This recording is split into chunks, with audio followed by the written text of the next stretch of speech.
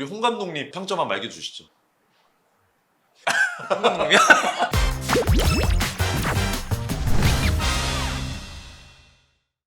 아침에 방송 잘 봤습니다. 이번에 최근 두 경기가 있었는데 포지션별로 평점을 매긴다면 어떻게 평가가 들어갈 수 있을까요?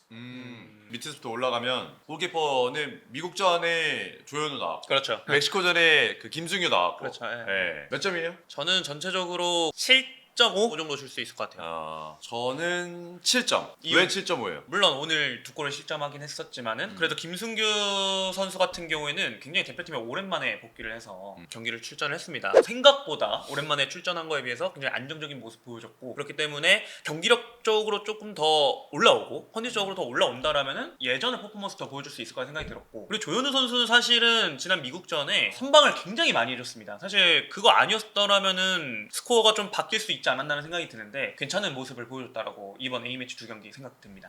저는 이제 한국이 약체이기 때문에 상대적으로 골키퍼에게 너무 큰 부담이 될 수 있겠지만 들어가는 거 한두 개 막아주는 거가 중요하거든요. 제일 크죠. 예, 아무래도 약팀은 골키퍼의 비중이 크고 그렇죠. 골키퍼가 얼마나 더 막아주느냐에 따라서 토너먼트에 올라갈 수 있느냐 없느냐가 중요하게 결정이 되는 순간들이 많기 때문에 그런 부분에서는 어쨌든 조현우도 얘기해준 대로 결정적인 선방을 보여줬고, 오늘 김승규도 오랜만에 선발 출전한 거 치고는 그래도 좋은 모습 보여줬어. 근데 어쨌든 두 골을 실점했다라는 거에서는 3점 감점에 7점. 네. 네. 이제 수비 라인을 볼게요. 자, 사실 수비 라인의 선발 라인업으로만 본다면 김민재, 이한범은 고정이 됐고, 미국전에 왼쪽에는 이제 김주성, 그리고 멕시코전에는 김태현이 나왔어요. 두 명 고정에 한 명씩 번갈아 가면서 나왔는데 어떻게 봤어요? 6.5점. 백스리 시스템을 오랫동안 쓴 건 아니잖아요. 첫 경기 그리고 두 번째 경기 모두 다 패배하지 않았던 부분, 결과를 그래도 어느 정도 갖고 왔다는 부분은 굉장히 긍정적인 평가라고 할 수 있겠고, 김민재 선수가 대표팀에 와서 백스리가 익숙치가 않을 텐데 그래도 최대한 리더십을 가지고 양쪽 스토퍼 선수들을 잘 컨트롤해줬다, 이 부분을 좀 높게 평가를 할 수 있을 것 같고, 그리고 양쪽 스토퍼도 김민재를 필두로 해서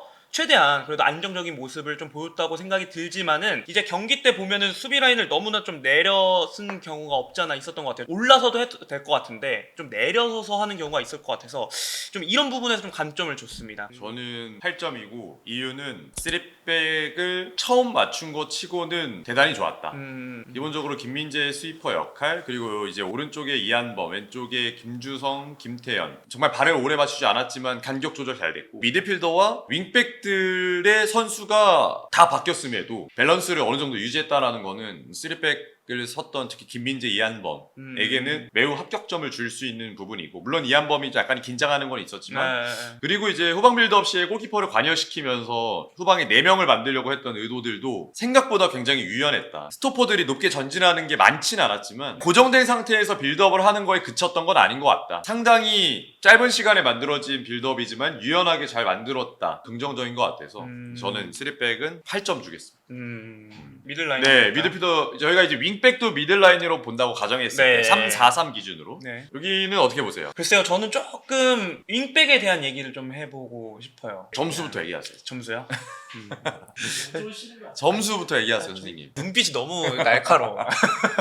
점수는 6점. 오늘 경기를 좀 봤을 때 이명재, 김문환 선수가 윙백으로 출전을 했습니다. 저희가 계속해서 얘기를 많이 나눴지만은 저는 좀 아쉬운 부분이 윙백이 조금 더, 오늘 같은 경우는 이제 배준호와 이강인이 있었잖아요. 안쪽으로 들어왔을 때 그럼 이 공간을 어떻게 할 거냐, 어떻게 채워줄 거냐가 제일 중요했던 부분이라고 생각을 했는데, 제가 생각하기에는 상황에 맞춰서 플레이를 가져가는 거는 이 필드 안에 있는 뛰는 선수들의 판단이라고 생각이 들거든요. 그렇기 때문에 조금 더 공격적인 상황에서는 이 두 선수가 올라가서 적극적인 공격을 해줘야 되는 게 맞다고 생각이 드는데 그러지 못했어요. 그 부분이 좀 아쉬웠고, 미들필더 지역에서는 그래도 새로운 발견, 옌스 선수 볼 운반하는 부분에 대해서는 굉장히 좀 색다른 모습을 다른 미들필더에 비해서 보여줬기 때문에, 그래서 저는 6점 정도 평가할 수 있을 것 같습니다. 저는 5점. 너무 안 준.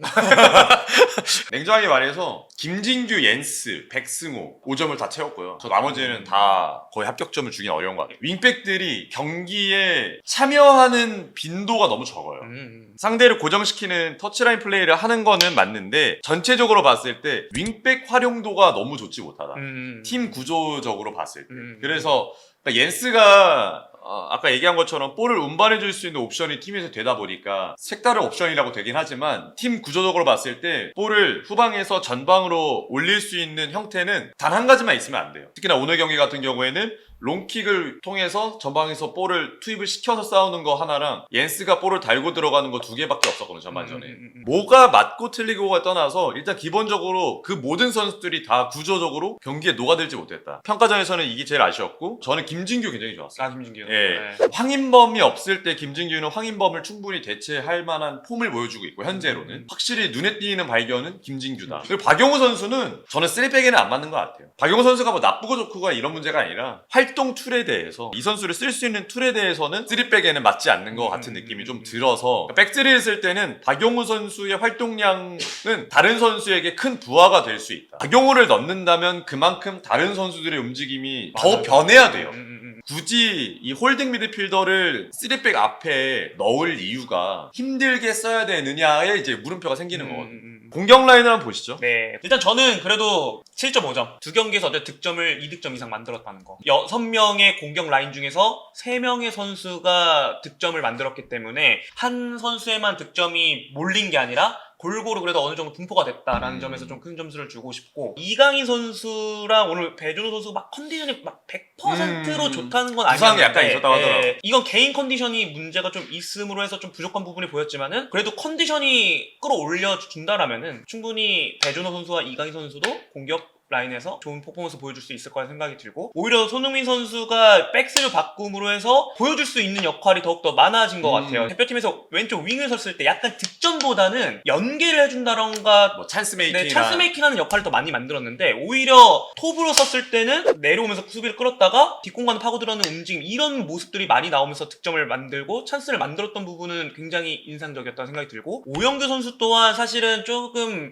몸에 좀 힘이 많이 들어가면서 뭐 찬스 놓치는 경우도 있었지만은 어려운 상황에서 슈팅을 끝까지 만들어내는 부분은 굉장히 인상적이었고, 또 득점까지 만들어냈던 부분은 굉장히 인상적이었다고 생각이 듭니다. 저는 점수는 8점. 두 경기 4골이긴 한데 절대적인 부분은 손흥민이 맞아요. 맞지만 조합이 아예 달라진 상황에서 어쨌든 득점이 나왔다라는 그렇죠. 거. 첫 번째 조합 때도 득점이 나왔고 두 번째 조합 때도 득점이 나왔고 물론 교집합은 손흥민인 건 분명합니다만은 그렇죠. 그래도 조합이 달라지는 거에서 득점이 나왔다는 것도 좋았고, 좀 아쉬운 거는 기본적으로 이거는 뭐 어쩔 수 없지만 3, 4, 3을 볼 때 여기에 쓰는 선수들 오영규까지 포함한다면 이 3명의 공격 라인들에서 소속팀에서 3, 4, 3을 뛸 때 보는 선수가 이재성밖에 없어요. 그 말은 뭐냐면 선수들이 다 낯설단 말이지. 이 형태가. 근데 여기서 이 정도를 만들었다는 건 칭찬해줄 만한 포인트다. 하나 중요한 거는 조합 문제. 최소 3유형이 달라졌기 때문에 이건 굉장히 긍정적인 포인트다. 오늘도 이제 오영규 쓰다가 빼고 손흥민 넣고 이렇게 됐잖아요. 그러니까 이런 게 좋다는 거. 3백은 결국에는 조합이 중요해요. 그렇죠. 네, 항상 얘기하지만 똑같은 간격을 조절한다면 결국에는 지금 보면은 우리가 눈으로 보더라도 삼각형이 많이 그려지죠. 계속해서 다 삼각형 구도로 그려지는데, 그러면 측면에서 이 선수들의 조합을 어떻게 맞추냐, 누가 공격적으로 쓸 거고 누구를 수비적으로 쓸 거냐. 그렇죠. 네, 이런 선수들의 밸런스가 중요한 거죠. 너무 다 같은 유형의 선수들을 배치를 한다면 밸런스가 무너질 수 맞아요. 있는 예. 이제 월드컵이 1년도 안 남았기 때문에 그걸 빠르게 맞추는 게 중요하겠네요. 중요한 포인트. 이제 마무리로 이제 우리 홍 감독님 평점 한번 말해주시죠. 저희가 그렇다고 피할 수는 없잖아요. 5.5. 이유에 대해 설명해 주시죠. 그래도 어쨌든 결과는 패배하지 않았다는 거. 물론 이게 스쿼드 자체가 좀 많이 달라졌지만은 그래도 최대한 이번 유럽파로 구성을 해서 백스를 쓴 건 이번이 처음이잖아요. 그렇기 때문에 단기간에 조금 스텝업을 시킨 부분 인정은 해줄 수 있을 것 같아요. 근데 이제 조금 더 디테일하게 그런 부분이 너무 아쉬웠고, 그리고 후방 빌드업 시도 조금 풀어나가는 부분에 있어서 아쉬움이 좀 있었지 않았나. 알겠습니다. 이렇게 마무리하도록 하겠습니다. 타임. 해야죠.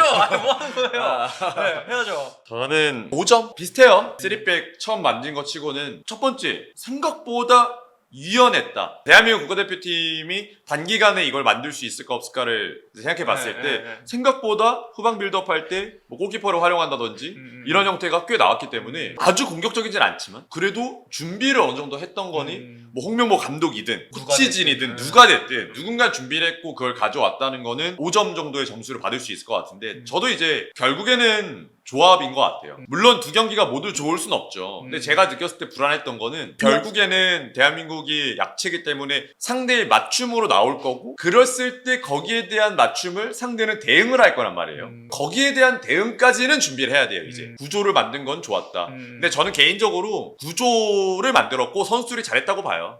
부분적으로 선수들의 폼이 좋았어. 한두 포인트를 딱 꺼낼 수 있는 것들을 이제부터 준비를 해야 된다. 볼 수 있고 세트피스가 좀 아쉬웠어요. 우리는 이런 상황에서 세트피스 득점이 많이 나와야 되는데 의도적으로 세트피스를 얻어내려고 했던 행위도 없었고 오늘 멕시코전도 코너킥이 거의 없었거든요. 맞아. 이런 것들도 사실 전략적인 포인트로 준비를 해야 돼. 부분적인 요소에서 경기에 변화를 가져올 수 있는 것들을 포인트로 준비를 해야 된단 말이에요. 정말 발빠르게 준비를 해야 된다. 그렇게 볼 수 있을 것 같아요.